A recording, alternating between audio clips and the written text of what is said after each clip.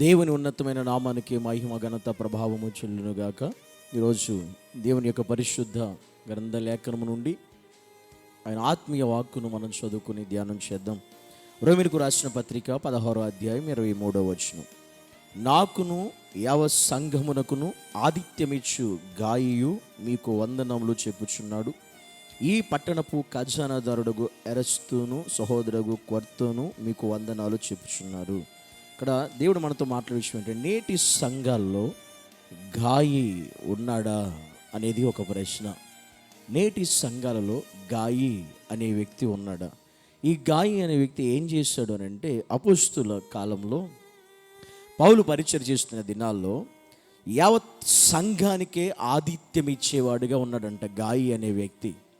సంఘం అంతటికి, అంటే సంఘములో ఏ పరిస్థితి వచ్చినా, సంఘములో ఏ కార్యము జరిగినా, సంఘములో ఏ సంతోషము కలిగిన పరిస్థితి వచ్చినా, ఈ గాయి అనేటువంటి వ్యక్తి సంఘము కోసం, సంఘ సేవకుడి కోసం, సంఘ విశ్వాసుల కోసం, సంఘ బిడ్డల కోసం ఇతడు ఆతిథ్యం ఇచ్చేవాడు. యావత్ సంఘం అంతటికి ఆతిథ్యం ఇచ్చేవాడుగా ఉన్నాడంట.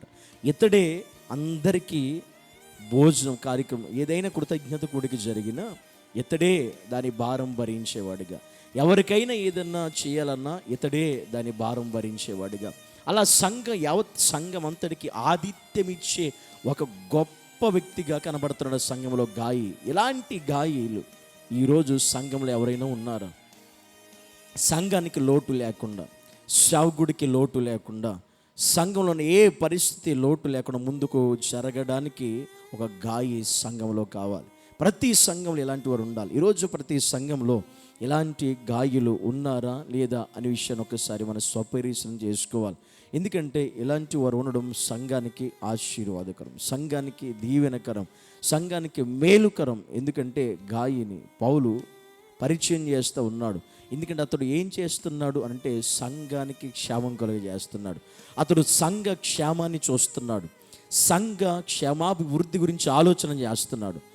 సంఘం మేలుకరంగా ఉండాలంటే ఏం చేయాలి అనేది అతని ఆలోచన. సంఘం ఐక్యత కలిగి ఉండాలంటే ఏం చేయాలి అనేది అతని ఉద్దేశం. సంఘం సంతోషంగా ఉండాలంటే ఏం చేయాలి అనేది అతని ఆలోచన విధానం. అలాంటి గాయి ఈరోజు సంఘంలో ఉన్నాడా? ఏ సంఘంలోనైనా మనం ఆలోచించాం.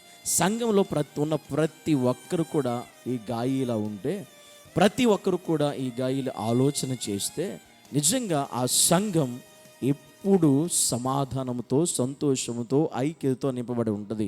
ఎంతమంది రోజు మీలో ఇలాంటి గాయిలు సంఘంలో ఉన్నారు? ఆలోచన చేయాలి. నిజంగా నీకు ఆ మనసు ఉందా? ఇతడే ఆతిథ్యం ఇచ్చేవాడిగా, ఇతడే సమస్తం భారం భరించేవాడిగా, ఇతడే సమస్తం కూడా దేవుని కొరకు వెచ్చించేవాడిగా, ఖర్చు చేసేవాడిగా గాయి కనబడతా ఉన్నాడు. ఎందుకంటే ఆ బాధ్యత అతను తీసుకున్నాడు. పౌలు కాలంలో ఆ పరిస్థితి అతను నడిపించుతూ ఉన్నాడు. అతడు ఆ స్థితి కలిగి ఉన్నాడు. అది అతనికి ఇష్టం. దేవుని కొరకు అలా పరిచర్య చేయడం, దేవుని కొరకు సంఘంలో అలా ఉండడం అతడు తీసుకున్న తీర్మానం. అది అతడు అనుకున్నటువంటి ఆ బాధ్యత. అది ఈరోజు ఒక ప్రశ్న మనందరికీ, అలాంటి గాయులు సంఘంలో ఉన్నారా లేదా అనేది ఒక ఆలోచన. ఉంటే చాలా మంచిది, ఉండకపోతే చాలా విచారకరమైన, బాధకరమైన పరిస్థితి. ఎందుకంటే సంఘంలో అలా ప్రతి ఒక్కరూ లేపబడాలి. ప్రతి ఒక్కరూ అలా దేవుని కొరకు, దేవునిలో సంఘం బలపడుటకు, సంఘం క్షేమం గురుటకు, సంఘం సంతోషముటకు ఖచ్చితంగా ఒక్కొక్కరు ఒక్కొక్క గాయిలా సంఘంలో లేవనెత్తబడాలి, పని చేయాలి. వారు ఆ బాధ్యత కలిగి ఉండాలి. అలాంటి గాయి లాంటి వాళ్ళు ప్రతి సంఘంలో దేవుడు అనుగ్రహించునుగాక. ఆమేన్. కళ్ళు మూసుకుందాం, ప్రార్థన చేద్దాం. పరిశుద్ధుడైన దేవా, సర్వాధికారి అయిన తండ్రి, నీకు వందనాలు. నీ సన్నిధానంలో ప్రభా పౌలు కాలంలో ఏ విధంగా అయితే సంఘం అంతటికి ఆతిథ్యం ఇచ్చేటువంటి వాడిగా గాయి ఉన్నాడు, ఈరోజు అనేక సంఘాలు ఇలాంటి వారు లేక సంఘంలో కొరతలు, సంఘంలో లోటుపాటులు, ఎవరికి వారుగా మాకెందుకులేని స్వార్థపూరితమైన ఆలోచనలు, ప్రభు స్వార్థపూరితమైన తలంపులు, మాకెందుకు వాళ్ళు చేస్తారు అనేటువంటి స్థితిని కలిగిన వాళ్ళే తప్ప గాయి లాంటి వాళ్ళు ఎవరు కూడా ఈరోజు కనబడట్లేదు. కానీ ఈరోజు ప్రతి సంఘంలోనైనా గాయి లాంటి వారిని మీరు నిలబెట్టండి, మీరు లేవనెత్తండి.